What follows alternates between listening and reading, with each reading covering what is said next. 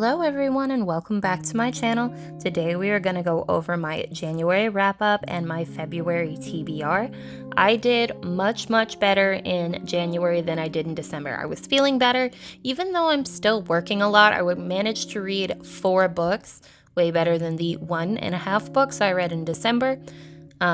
Even though I'm working, I am trying to read, but I feel like I am really focusing on wanting to read books that are fun, books that I'm enjoying, books that take me somewhere else. I've tried to read a few serious literature books, and I am just not in the mood for that. So let's talk about the books I was able to read in January. But before we get started, if you could hit the like button, the subscribe button, the notification bell, that really helps my channel grow, and I appreciate those little clicks so much. Let's get down to it. In January, I didn't read as much as I had planned. I'm still working a lot. It's busy season. I work in a restaurant in South Florida, and we are slammed. So I'm proud of the 4 books I was able to read, and that started with my rollover book, Out of Oz by Gregory Maguire. I read We Were Liars by E. Lockhart. I started but ultimately Softy and Effed Emma by Jane Austen. I read a comic this month, The Witcher, House of Glass, which is volume 1 in the Witcher comics by Paul Tobin. I read Carrie by Stephen King. And I switched Emma out and started Lady Chatterley's Lover by D.H. Lawrence. So you can see I have quite the mixed bag here, and you can see maybe why I feel like I want to read more fun things and less literature, as it didn't go so well for me this month. But let's get into the books that I read. Before I break these books down, spoiler warning for any and all of these books. I do try not to spoil the book too much, but it is difficult when I'm doing a review not to let anything slip. So if you don't want to know anything about this book, if you plan on reading it and like to go in blind, just skip ahead to the next book. I do have all of my videos chaptered for you. The first book I read in January is Out of Oz by Gregory Maguire. This is the 4th and final book in the Life and Times of the Wicked Witch of the West series, or the Wicked Years series. And I gotta say, I was not looking forward to this book because I had hated the previous books so much. Books 2 and 3 were so bad. But I gotta say, this book was a pleasant surprise. It was way better than I expected. Now, in this book, we follow Rain, who is a young girl that is living at Glinda's house as something of a servant, though she's kind of running wild at this point. She's maybe 7 years old. She's very young. And at Glinda's house, it becomes occupied by General Cherrystone, who we know from the previous books, though if you ask me what happened in the last 2 books, I honestly can't tell you, other than at the end of book 2, the baby was green, and in book 3, the lion smashed with the tiger, and then she became infertile. That's all I remember from the last 2 books. I truly remember nothing. So I was kind of playing catch up, but there is quite a bit of reminding you what has happened in the past in this book. So without that, I would have been completely lost. But General Cherrystone is occupying Glinda's house as they are using the lake that Glinda's house is on to attack and invade Munchkinland. Munchkinland and the Emerald City are at war, literally over water rights, which was, I gotta say, the beginning of this book was really very boring because they were on lockdown. They couldn't really go anywhere, and I just really needed something for them to do. But in Glinda's possession is the Grimmery. The Grimmery she has gotten from a traveling circus type of group, and the head of that traveling circus has been keeping this book safe. He gives it to Glinda. Glinda is able to use it to freeze the water that traps the ships that are invading Munchkinland, right? And this is just part 1 of the book. And then later, the Grimmery and Rain go with the traveling circus troupe, and in this traveling circus troupe are Burr, the Cowardly Lion, and his wife, Nor, who was the daughter of Fiyero from the first book. So they're taking care of Rain, and she is Rain's aunt. Nor is Rain's aunt. So they get this whole found family kind of relationship going, and we go through a whole part of this book where they're just kind of walking to destinations unknown.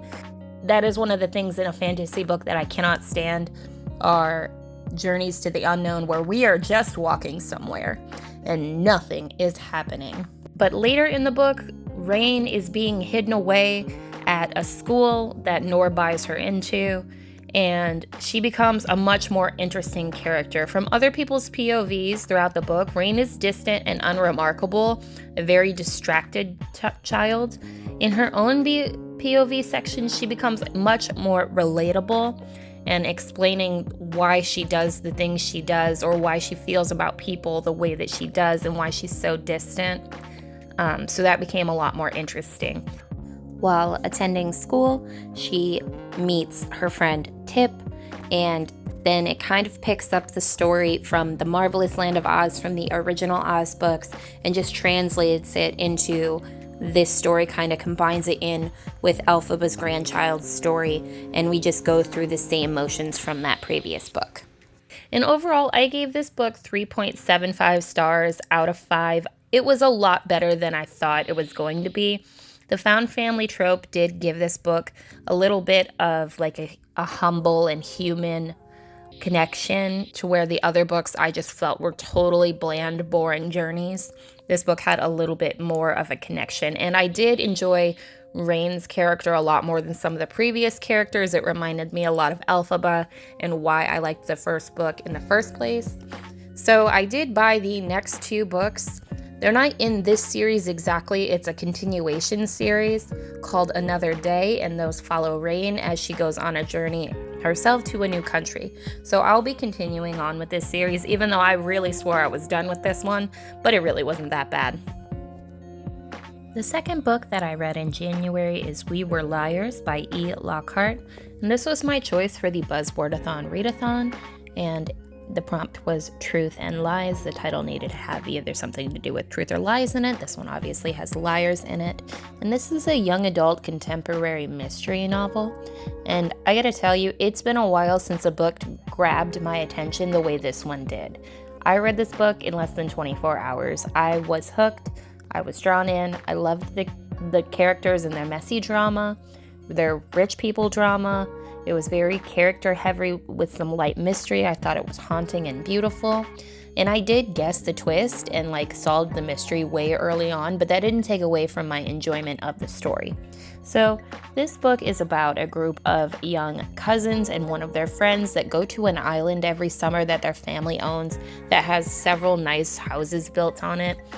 In this story, we follow Cadence. She is one of the group of the young friends and cousins that she refers to as the Liars, and they spend every summer on a private island. And after one summer, she gets a head injury. She's found on the beach with some of her clothes missing. She doesn't know what has happened.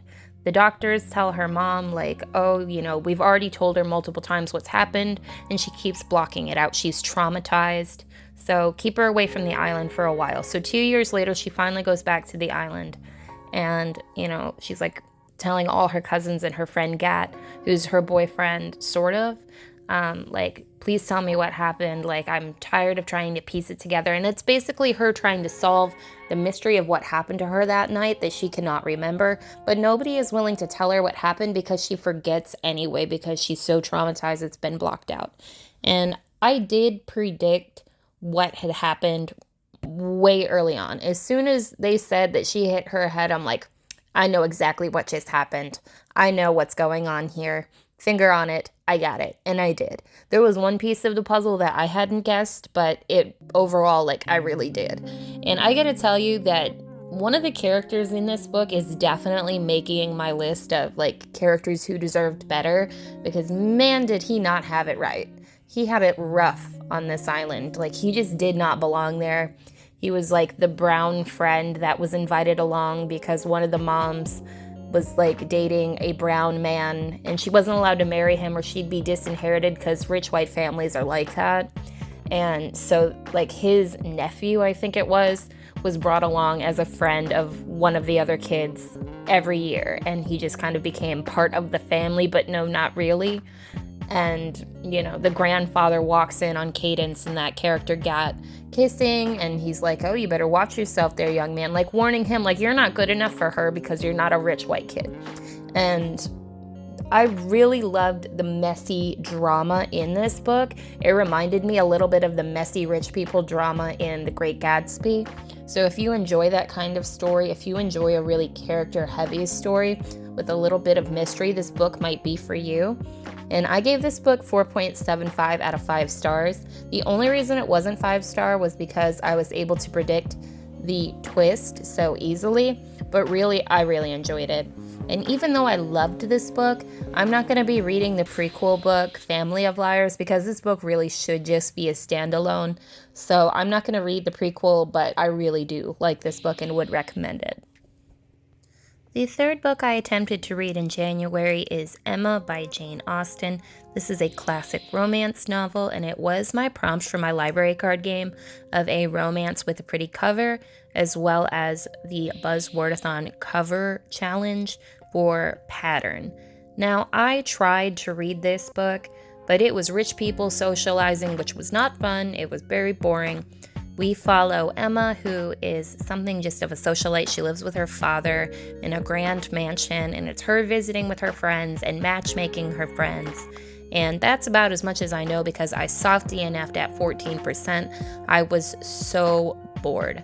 I'm just not in the mood for this kind of book, and it's just a soft DNF. I'll come back to it at some point. It's just not what I'm in the mood for right now. But if, soft DNFing books has taught me anything, like reading Dead Until Dark 14 years or 12 years or whatever it was after originally soft DNFing it and then giving it 5 stars, that has taught me to never truly rule anything out. So I will come back to this book at another time. But right now, it's just not what I was in the mood for. The fourth book that I read was actually a comic book, and that is The Witcher Volume 1, House of Glass by Paul Tobin. And this was a prompt for my library card game as well for a graphic novel with H as a title, and I'm using the second part, House of Glass, as that. And I thought this was a fun, quick read, and I love monster stories. That's everything about The Witcher that I love before you get into all the series drama in the books, is like the monster of the week feeling that you get in the beginning of the series, as well as the Season of Storms book that followed the initial series. In House of Glass, Geralt finds a widowed hunter named Jacob, whom they strike up like a friendly conversation, and they're drinking wine, and they're on this journey together because they just are sick of being alone and want some company. And Jacob tells Geralt of the story of his wife who has died and is haunting him, is kind of like following him, thinks she's a Bruxa, and ultimately his wife lures them into the glass house. Now this house outside is surrounded by monsters. There's a hag outside that like eats dead bodies. Inside there's a succubus, and you really are feeling the claustrophobia suspicion that Geralt is feeling going through this book, and I really enjoyed it. I gave it 5 out of 5 stars. I look forward to the rest of the series. This is the kind of quick, fun monster of the week story that I really enjoy when it comes to The Witcher, rather than like all the series drama. So I really would recommend checking these comics out. Now, I am not a big comic, graphic novel, manga reader, so I don't know like how to compare it, like art style or whatever, to other, books of this type, but I can say as an amateur in this area, I really did enjoy it and would recommend it. Especially if you're a fan of The Witcher, you just have to. The fifth book I read or attempted to read in January was Carrie by Stephen King. This is a horror thriller type book, and it was a prompt from my library card game as well, from a reading list, being my 40 by 40 list I pulled this from, with a one-word title. Most of us are probably familiar with this story, either, by a cultural osmosis, reading the book, or seeing one of the films. This book follows Carrie White, a teenager who is just insufferably bullied in her high school, to the point where it pushes her to her breaking point, and she begins to develop telekinetic powers that she uses to exact her revenge after a tragedy on prom night. But I can't help but compare the book to the movie because I've seen the movie so many times, and this is the first time I've read this book. The study on Carrie throughout the book added an interesting layer of consequence to the story. It was something I didn't really appreciate when I was reading the book because it interrupted the narrative, but the farther removed from the book that I am, the more I do actually appreciate those details put in by Stephen King. What I didn't appreciate is the use of the word bitch in Stephen King's books. He always does this to describe women to make it incredibly misogynistic, and it always pisses me off. It did in Misery, and it's doing it again here, just always like, that bitch, right? And it's like, but she's not being a bitch though. She got her period in the shower. She's not a bitch. And it just drives me insane that he constantly uses that word to describe women when it's really just not necessary. I guess it's just me griping, but still. Now, I do still grapple with the pieces of intercut sections of the story of the study on Carrie throughout the book, reflecting on the story itself. It is taking a look back, so it does kind of spoil what's going to happen to Carrie and the fallout of that. But if I didn't already know the story, I'd probably be mad that the book was spoiling itself to me. But again, farther removed I am from the book, that I do actually appreciate those little bits. And I actually did prefer the book to the movie. I watched the Brian De Palma movie right after finishing the book, and I feel like there were things done in the movie that took away from Carrie's story, particularly ending of the movie when the house is like sucked into hell or whatever, because that kind of just took away from Carrie trying to break away from her mother and made it like, oh, your mother was right, now you're being pulled into hell. When really, Carrie was a victim of her mother and a victim of her circumstance and a victim of her bullies at school, and then a victim ultimately of herself. So I did prefer the book to the movie, but I would absolutely also recommend this book. I gave it 4.25 out of 5 stars. I didn't think that the writing was the best that he's ever done. My enjoyment was kicked down just a little bit because I was being pulled out of the narrative of the story with the interruption of the case study on Carrie. And then the setting is just the average small town in Maine setting that you always get with Stephen King. So that ticked it down a little bit for me. But overall, still a fun and solid read, and just a heart-wrenching story of a girl who's just simply had enough. And the 6th and final book that I at least started reading in January is Lady Chatterley's Lover by D.H. Lawrence. And this was my replacement for Emma, which had been a prompt from a library card game and also my choice for the cover challenge, Buzzwordathon challenge for patterns. Now, this book is about a woman named Constance Chatterley. She is married and has moved to an estate with her husband, and he is paralyzed from the waist down. He was injured and paralyzed in the war, and she is something of his caretaker rather than his wife. They have a connection to each other, but definitely not an intimate relationship, as that's not something he's capable of. And right away, you start to feel the strong sense of isolation that blankets Ragby, that's the name of the house that they're at, and how lonely the Chatterleys will be. They can't really relate to the people who live around them. In this area, it's very much like the Appalachians of America, but in England, where it's all coal miners and working people, colliers they're called, and they don't relate to the wealthy Chatterleys. She's very isolated.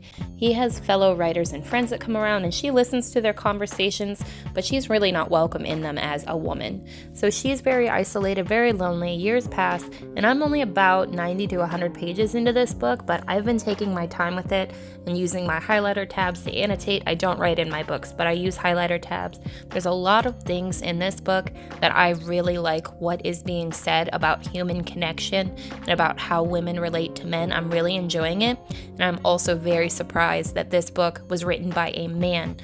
The perspective is that of a woman, which was not something I thought was going to be well done, but it really is. And this book is also on my 40 by 40 list, so I do want to continue it, but right now I might take a small pause from it to read something more fun. Like I've said, I'm really not feeling this strong literature vibe right now. Right now I'm really feeling like getting into series and continuing series and spending time in familiar places with familiar characters. So I might take a pause, not even a soft DNF, but I might read something else and come back to this. We'll see. Although I didn't read very many books this month, I still feel like it was a good reading month because the books I did read, I enjoyed. Nothing was lower than a 3.75 star, so that is a great reading month in my opinion. And if I can't read a lot, I at least want to prioritize reading books that I'm enjoying. So my best book of this month, even though it wasn't the highest rated, was We Were Liars by E. Lockhart. I know, I'm surprised too. I did not think I was going to love it as much as I did. And the worst book of the month, which was still a respectable 3.75 stars, was Out of Oz. I was enjoying this book much more than I thought, but it was really dragging at times. But still, a good month. Now let's get into what I'll be reading next in February, starting with my rollover book, which is Lady Chatterley's Lover by D.H. Lawrence. I do really want to read this and finish it in February. It is a romance book. February, Valentine's Day, it all seems to fit, so I hope to finish this month.